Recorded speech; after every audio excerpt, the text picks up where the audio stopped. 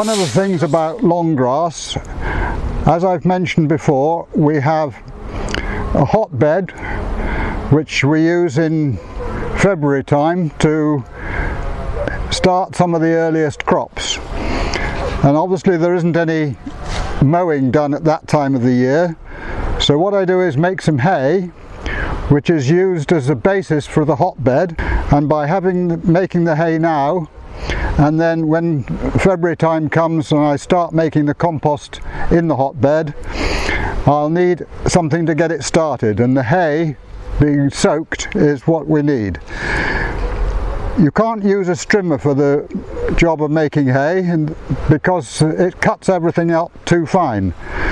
So I've got a couple of scythes which I use for various purposes. This is the shortest blade one, which is used for nettles, young brambles, bracken, things of that nature. Quite a short blade, but it's much stronger as a result, and very useful for general purposes.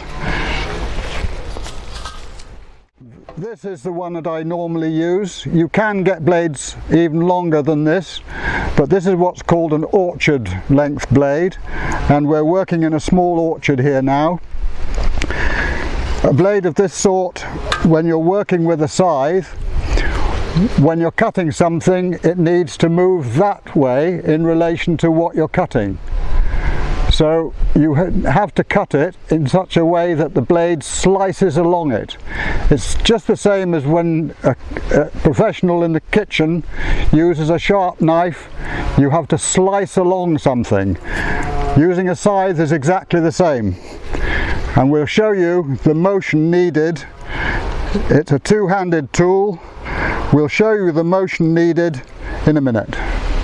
Right, so the movement that you need to develop with a scythe like this, as I was just mentioning, was the fact that you must slice through each piece.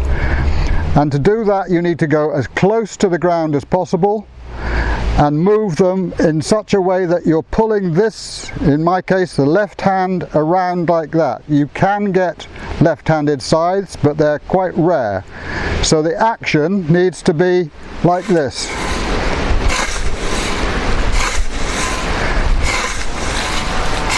Keep watching closely to where you're working, and as you can see, it's remarkably fast.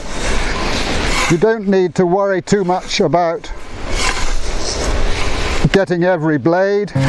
That's cleared an area that size in under 2 minutes.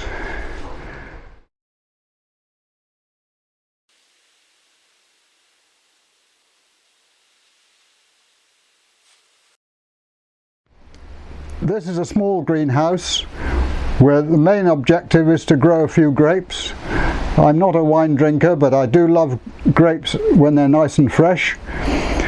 At this time of the year, one of the jobs you have to watch out for is that each bunch doesn't get too big.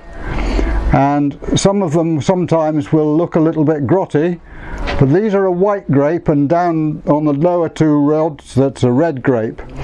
The roots are planted outside the greenhouse, and then they are trained in such a way that they come through and climb along these bars, and these bars are just ordinary reinforcing rods held in place with a couple of cup hooks.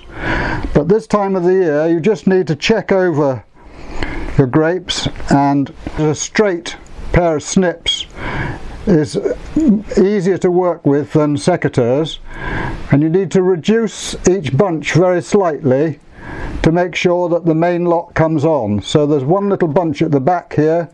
I'll use the snips, just take those off, and that's probably enough from that bunch. The rest of it looks perfectly healthy. And I'll go over each bunch shortly and remove any excess from each one to make sure that the main bunch comes on well.